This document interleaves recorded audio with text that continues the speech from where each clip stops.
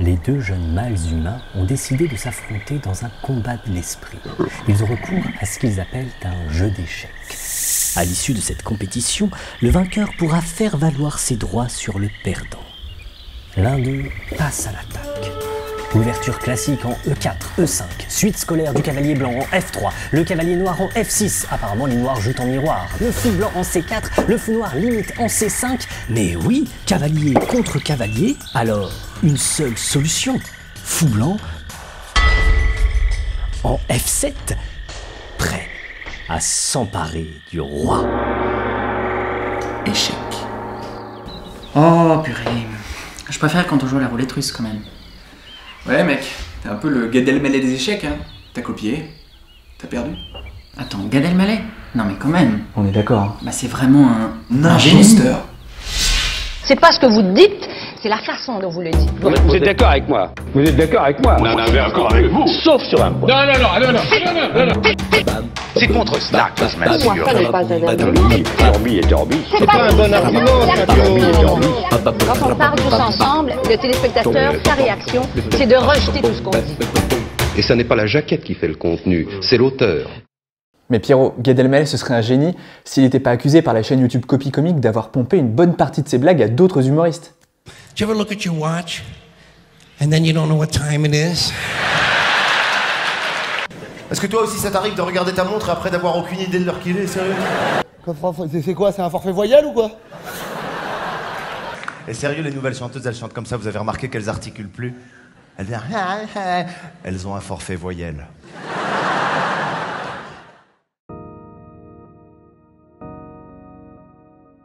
Si t'es pas capable d'inventer tes propres sketchs, t'es ni un génie ni un artiste, tu n'es qu'un perroquet.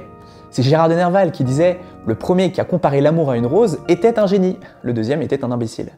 Le plagiat, c'est proprement l'inverse du créateur, de celui ou celle qui a quelque chose à dire. Oui mais attends Redek, tu trouves pas que cette affaire, elle est allée beaucoup trop loin? Il y a une violence étonnante dans le traitement médiatique de cette histoire.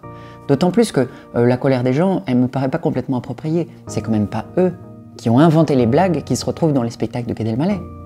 Et puis, en plus, on parle pas de n'importe qui. Gad Elmaleh, c'est quand même un des humoristes les plus connus en France. Ça fait au moins 20 ans qu'il fait rire des millions de gens, y compris toi et moi d'ailleurs. Alors, il est accusé d'avoir volé, ok, mais pourtant, t'as vu, on le traite pas comme un simple voleur de pommes ou de téléphone ou de je sais pas quoi. On le traite comme une sorte de criminel. Et j'ai l'impression que c'est justement parce qu'il était tout là-haut que il y a autant d'empressement à le clouer unanimement au pilori. Non, tu penses pas? Si, c'est vrai. Mais c'est justement parce que ce n'est pas un vol comme les autres.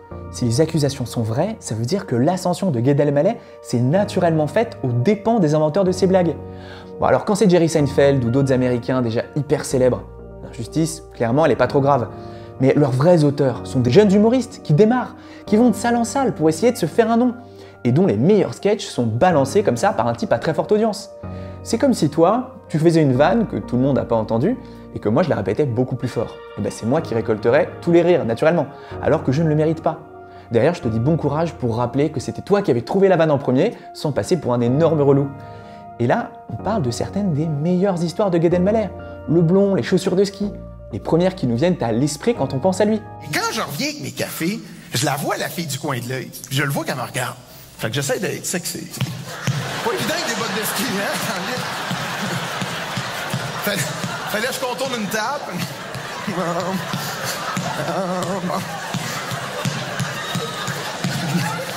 Quand tu marches avec les chaussures de ski sans les skis, t'as l'air d'un idiot du début à la fin, y a aucun problème. Tu sais, t'es là, tu fais ouais, on va skier. Tu viens, il faut rester naturel, tu sais, c'est comme ça. Et il y en a même, ils courent avec, tu sais pas comment ils font, tu sais, ils sont là. Attends, tiens mon forfait, 2 secondes, attends. Tu sais bien, il y a quelque chose de très intime dans l'écriture. Le jeune comique, il se retrouve dépossédé de cette émanation de lui-même, de ce qu'il y a d'unique chez lui, de l'observation qui s'est faite en lui-même, dans la queue de la boulangerie, dans le taxi. Je sais pas si vous avez remarqué, parce que moi j'ai remarqué, moi j'ai été attentif à ça et je vous le transmets à ma façon, dans une écriture, une interprétation qui sont les miennes. Et c'est pour ça que le plagiat c'est un vol beaucoup plus brutal et sans vergogne qu'un vol de téléphone. Et ça explique à mon avis la violence des critiques et l'effondrement temporaire de la réputation de Gad Elmaleh. Je suis prêt à rire de tout, hein, mais plus avec lui. Je vois ce que tu veux dire, et là-dessus je suis d'accord avec toi. Mais quand même, ça pose la question pas évidente de ce que c'est que la propriété intellectuelle.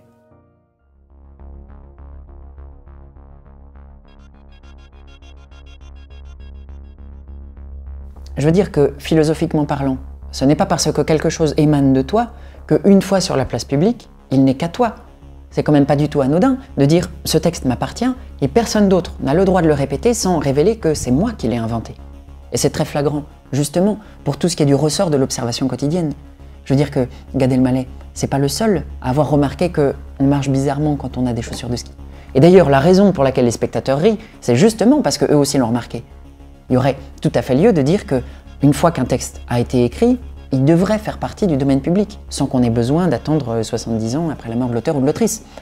Et de toute façon, moi je pense qu'il n'y a pas vraiment d'inventeur de quoi que ce soit, et que chacun peut se réapproprier ce qu'il veut. Non mais attends, tu dis qu'il n'y a pas d'inventeur de quoi que ce soit, et donc qu'il n'y a pas de vol. Mais par exemple, le style incomparable de Céline, il est bien inventé par quelqu'un, il est inventé par Céline. Oui, sans doute. Mais s'il n'y avait pas eu Rabelais, Céline, ce serait personne. Et Rabelais sans Villon non plus, et Villon sans les prédicateurs mendiants du Moyen-Âge, etc., etc. Je ne suis pas là pour être incendiaire. Je veux simplement dire ceci, que contrairement à moi, une idée, elle a des dizaines de parents. Elle ne naît pas à un instant T, comme ça, elle apparaît au fil des modifications, des reprises, jusqu'à avoir un aspect complètement différent. Il y a quelque chose de mythique dans le fait de croire qu'il y a des inventeurs d'idées, qu'on peut dater l'instant de la création d'un style, d'une phrase, d'un concept.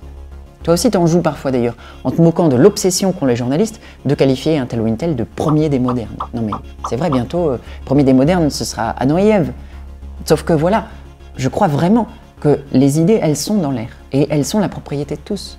Le premier qui, ayant écrit un sketch, s'avisa de dire « ceci est à moi », et trouva des gens assez simples pour le croire, fut le vrai fondateur de la Société des gens de lettres.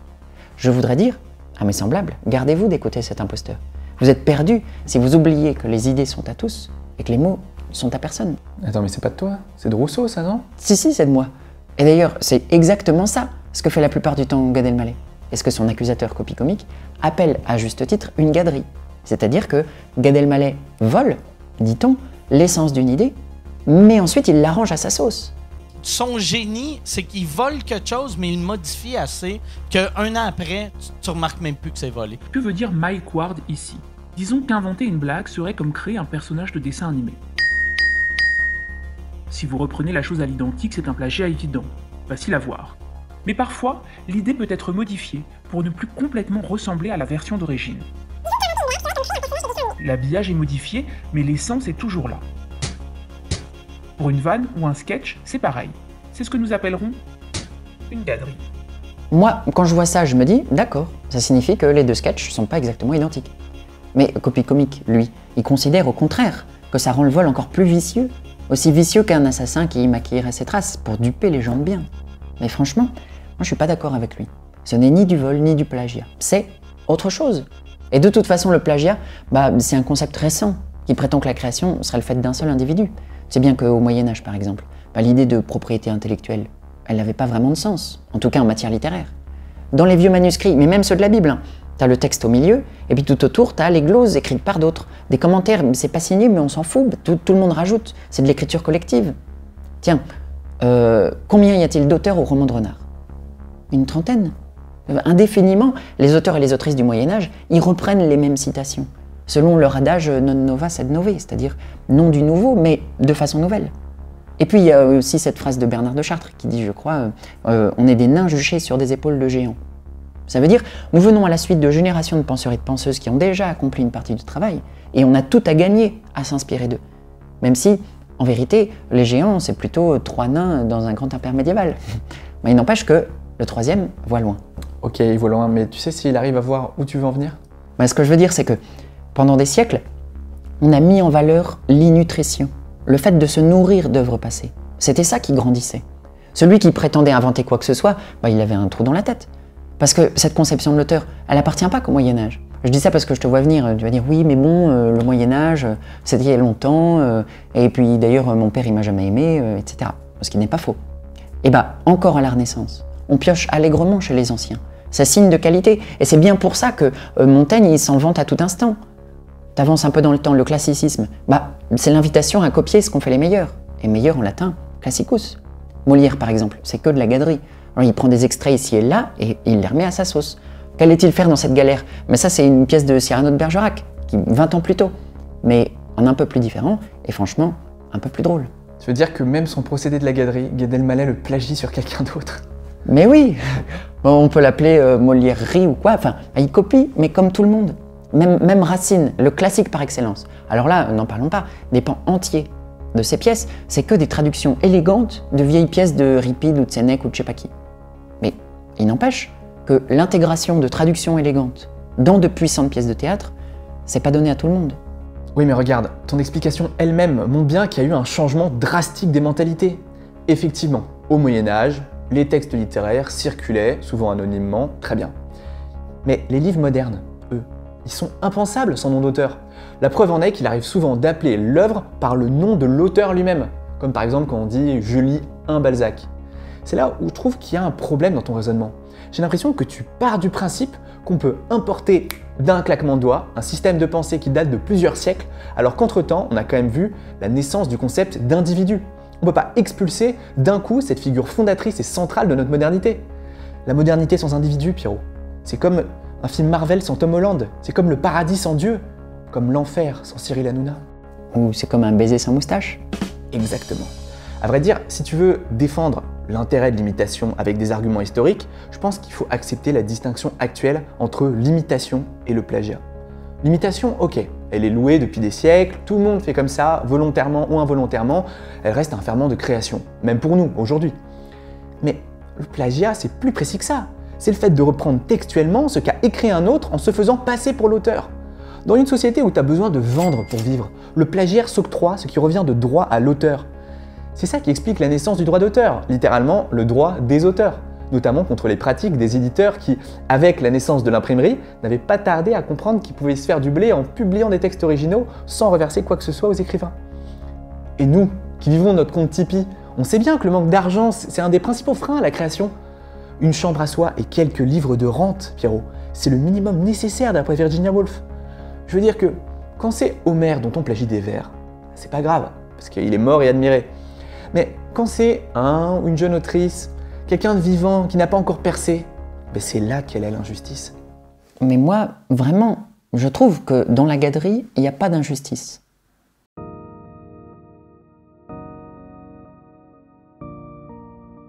Ou bien, s'il y a injustice, elle est due aujourd'hui, à nos circonstances pourries. Pas parce qu'on vit dans une société qui conçoit la culture avant tout comme un spectacle, avec des faiseurs et des regardeurs.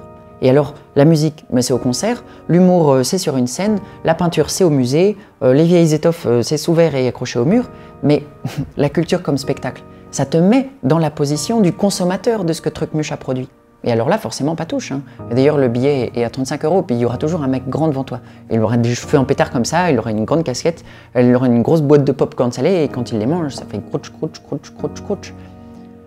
Bon, mais si jamais, par exemple, tu prends la musique traditionnelle, qui est présente quasi partout ailleurs qu'en France, bah, c'est rarement composé en telle année par machin pour être interprété de cette façon-là uniquement.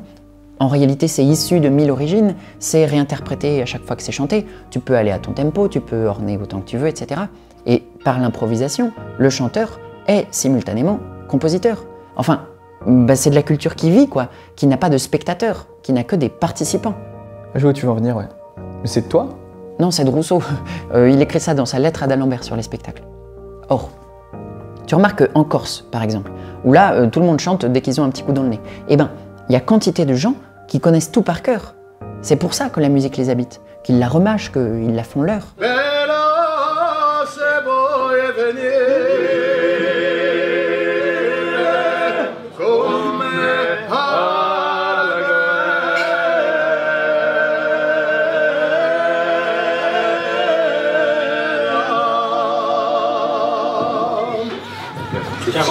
Là, tu vois, je trouve que dans ce rapport entre la culture et la mémoire, on touche un point très important. C'est vrai, mais je pense que c'est justement pour cette histoire de mémoire que le plagiat est impardonnable. La mémoire, elle occupe plus la même place aujourd'hui qu'hier, ou disons qu'avant-hier. Auparavant, elle faisait presque fonction de stockage pour des kilomètres de verre. Aujourd'hui, en revanche, cette mémoire, elle sert surtout à rendre hommage, en conservant les noms des génies pour pouvoir les honorer. C'est ça le passage de la culture à la culture générale. Même si j'ai pas lu À la recherche du temps perdu, je connais Proust et je reconnais sa supériorité radicale. Je rends hommage au génie pour qu'on se rappelle de lui, pour que son originalité ne soit pas oubliée. En somme, puisqu'il ne peut plus être éternel, en faisant partie du corps immortel de la communauté, le créateur doit conquérir une nouvelle immortalité, celle de la renommée, de la singularité de son geste. Nos artistes sont comme les héros d'autrefois finalement. T'imagines si les Grecs avaient découvert que c'était pas Ulysse qui avait permis de gagner la guerre de Troie, mais son voisin, Thierry aux 1000 tours, qui mériterait qu'on chante son nom d'âge en âge, mais qu'on a tous oublié. Et c'est ça, la tragédie du plagiat. Si c'est la mémoire du plagiat que je conserve, plutôt que celle du génie originel, alors je participe à tuer le souvenir de l'auteur. Je suis complice involontaire. Mais attends, moi je suis pas d'accord. Moi, je pense que tu es complice de rien du tout. Parce qu'il n'y a pas de génie originel. Il n'y a pas de plagiaire non plus. Il n'y a pas de Thierry, il n'y a pas d'Ulysse. Et si d'aventure la guerre a vraiment eu lieu, celui ou ceux ou celles qui ont eu l'idée du cheval de Troie, ils avaient certainement observé auparavant des subterfuges similaires et puis que là ils ont un peu adopté à leurs circonstances particulières. Et ensuite, c'est toute l'armée grecque qui, après avoir soutenu 10 ans de siège, a obtenu la victoire. L'idée de génie, c'est une idée en laquelle je ne crois pas. Parce qu'en réalité, il faut 1000 déclencheurs individuels pour donner lieu à quelque chose de grand. C'est pour ça d'ailleurs que si je te raconte le sketch du blond ou des chaussures de ski, ici maintenant, mais tu verras rien de Gad Elmaleh. Même si je reprends exactement ces mots. Tu me verras, moi, qui par tous les pans de mon être, suis en train de me réapproprier ces histoires et de les faire exister sous une forme nécessairement unique puisqu'elle sort de moi. Autrement dit, ça ne peut pas être du plagiat. Et même Gad Elmaleh qui répète la même vanne à 2 semaines de différence ne se plagie pas, mais il fait exister quelque chose d'unique. L'acte artistique, ce sera toujours un surgissement, qui naît et qui meurt dans des conditions toujours singulières, jamais identiques. Tu connais certainement cette nouvelle de Borges, qui s'appelle « Le Don Quichotte de Pierre Ménard ». C'est l'histoire d'un Français qui vit dans les années 30, et qui s'appelle donc Pierre Ménard, et qui publie le texte de Don Quichotte, au mot près, et qui le signe de son nom. Eh bien, même dans ces conditions, ce n'est pas la même œuvre, parce que tout les distingue. D'abord, le nom de l'auteur, qui modifie les attentes du lecteur, mais aussi le fait que le texte de Cervantes existe déjà. Sauf que ce texte de Cervantes, reçu comme s'il avait été écrit par un écrivain nîmois du XXe siècle, il apparaît complètement différent. Ce que je veux dire, c'est que cette peur du plagiat, elle me saoule parce qu'elle est castratrice. Encore une fois, elle s'inscrit dans un monde où il y a des faiseurs et des regardeurs, et le boulot des regardeurs, c'est de bien s'assurer qu'ils rendent un culte aux bons faiseurs. Mais moi, je ne suis pas d'accord. En réalité, tout le monde est tout le temps faiseur. Le devoir de mémoire, il se fondera toujours sur un mensonge, parce qu'il individualise la création. Il fait croire que y a des étoiles filantes au-dessus du plancher des vaches, et que si toi, t'es pas Mozart, c'est que t'es une vache. Oui, je vois bien que tu cherches à rétablir une continuité entre le geste de l'artiste et celui de chacun d'entre nous. Mais enfin, tu dois bien admettre qu'il y a un problème. Que tu le veuilles ou non, il y a un Mozart, un Baudelaire, un Molière. Tu me dis qu'un autre auteur aurait pu causer l'émotion que moi je ressens quand je suis touché par une œuvre. Peut-être, mais en attendant, l'émotion que je ressens, elle est réelle. Et celui qui en est à l'origine, c'est pas Benoît Prout-Prout, le voisin de Molière. Le geste posé par ces artistes m'apparaît à moi résolument singulier. Un geste artistique qui, quoi que tu en dises, a su m'émouvoir. D'après toi, tout le monde est créateur. Et moi je pense qu'il y en a qui sont plus créateurs que d'autres. Alors pourquoi souhaiter un monde où on ne reconnaîtrait pas enfin ce qu'on leur doit? Un monde qui ne leur rende pas un vrai tribut.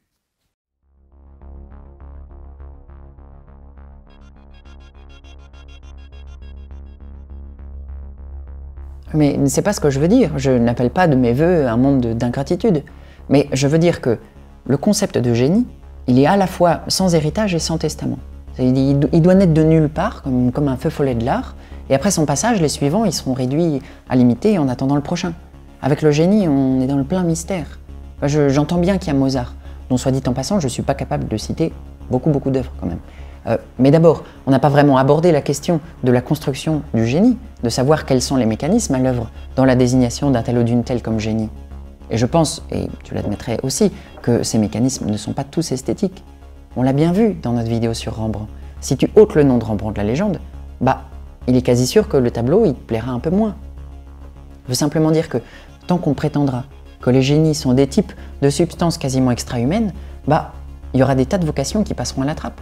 Parce que les gens n'oseront pas, qu'ils auront l'impression de jamais être à la hauteur des grands, et que, du coup, ils plagieront, par stress ou par intimidation. J'aimerais voir advenir une société où ces concepts de génie et de spectateur, ils sont remplacés par ceux de maître et de disciple, comme des sortes de corps intermédiaires de l'art, où il y a quelqu'un qui a maîtrisé un savoir-faire et qui est heureux de te voir limité justement parce qu'il t'a donné les outils pour que tu t'appropries ce qu'il sait. C'est-à-dire, quelle différence par exemple tu fais entre un professeur et un maître? La différence, c'est qu'un maître forme un disciple alors qu'un professeur forme un élève. Le professeur, il relève d'une institution, le maître, il relève d'une tradition. Le maître, il se réfère à ce que son propre maître lui a appris et à ce que son expérience spirituelle propre, si je puis dire, lui a permis de transfigurer. Le prof, il se réfère à un manuel scolaire. Autrement dit, l'échange entre un maître et un disciple, il se fait de poitrine à poitrine, comme disent les Persans. Entre un professeur et un élève, il se fait de cervelle à cervelle. Le disciple, il imite son maître dans l'intention tacite de le dépasser. L'élève, il requiert de son professeur ce qu'il peut lui apprendre pour faire carrière à la banque Rothschild.